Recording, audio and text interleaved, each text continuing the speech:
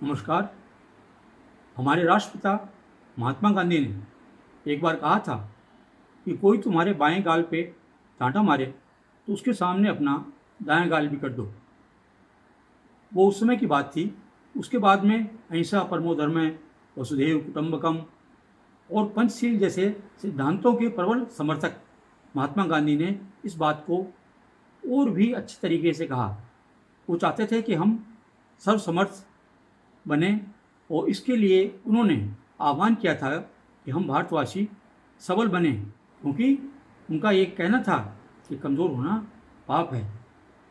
इन्हीं से प्रभावित थे बराक ओबामा, पूर्व राष्ट्रपति अमेरिका। उनसे भी एक बार पूछा गया कि क्षमा याचना के बारे में आप क्या सोचते हैं।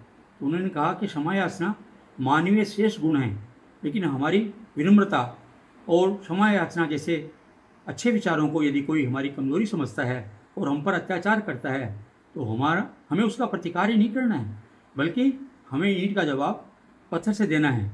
इसी तरह एक विद्वान व्यक्ति कहते थे कि अब क्षमा, दया, अहिंसा इत्यादि जो अच्छे गुण, मानवीय गुण हैं, उनका संवर्धन तो आप करते रहें, लेकिन इसके साथ साथ भी ज़रूरी है कि हम भारत की प्रगति के लिए बहुत सशक्त प्रयास करें। उसके लिए चाहे हमें भुजबल, आत्मबल, आर्थिक बल और अनुभववादी लगाने पड़ें, लेकिन हम अपने भारत को उस स्थिति पर ले जाएं कि लोग कहें कि ये विश्व गुरु बनने के लायक है। ज्ञातव्य होगा कि पिछले वर्ष 2023 में 9 और 10 सितंबर को G22 शिखर सम्मेलन आयोजित किया गया था, जिसकी मेज़बानी भारत ने की थी। उसका ध्येयवाक्य भी यही था, वसुधैव कुटुंबकम, यानी एक धरती, एक ही परिवार और एक ही भविष्य। और यही ध्येयवाक्य हमारे संसद के प्रवेश कक्ष के ऊपर भी अंकित है।